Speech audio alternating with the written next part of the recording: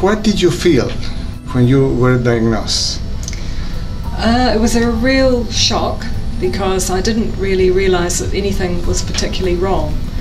And I'd gone to the doctor because I had some cysts on my left breast, and by the time they did a mammogram they told me that I needed a full mastectomy on the right breast.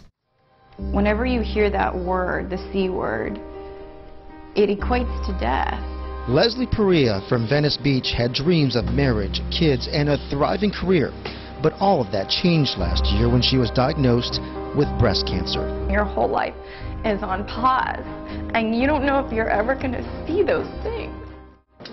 Like Perea, Angela Robinson was also diagnosed with breast cancer.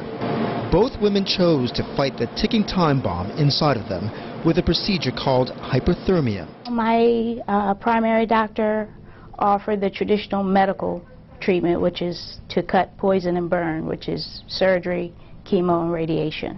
The women chose what they believed was a less invasive option with few side effects. To them, chemotherapy and radiation were like grenades inside your body, indiscriminately wiping out the good cells along with the bad. Experiencing the treatment here, I was very happy with the outcome as far as my daily routine and being able to have such a good quality of life. As the treatment progresses, emotionally, psychologically, you feel better because you're seeing the results.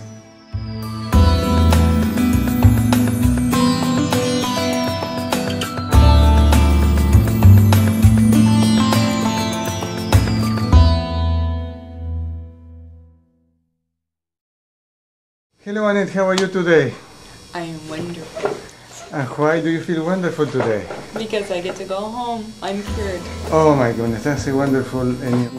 Today is more or less a day that you look when you finish the treatment, even though you have maybe a few more days. Right. So I see that you have a beautiful hair, you can walk, Yes. and I don't see you in a wheelchair. Right. So how do you feel?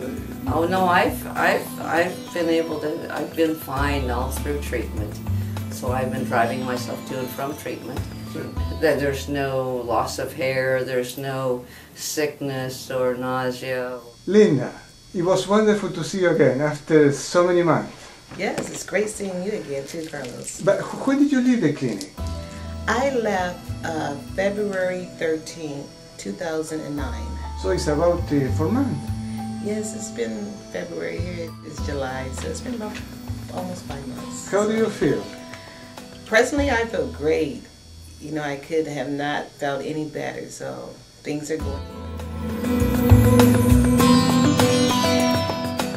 My options were chemotherapy, and they first told me that I could do the kind that I didn't lose my hair, but then they did give me the kind that I'd lose my hair with, and they said I would have to do radiation and have maybe a lumpectomy and possibly a mastectomy. But I think that they were planning on a mastectomy because the lump was quite large.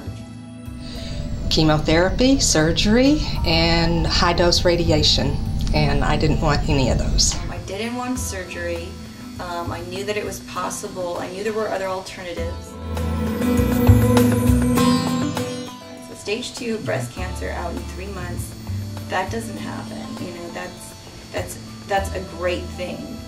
There was a woman who was even more, she had less time than I did here, 1.5 months. And she had stage 3, she had it in her nodes. And she was out, you know, faster than I was.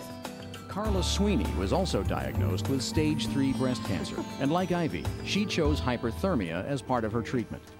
And it was going into the chest wall, and the people there said, the doctor said that when it enters the chest wall, you lose a certain protection that the body has, a natural protection, and it can metastasize much easier, so that's when we decided to come and do the hyperthermia. After 4 months of treatments, Carla's cancer went into remission.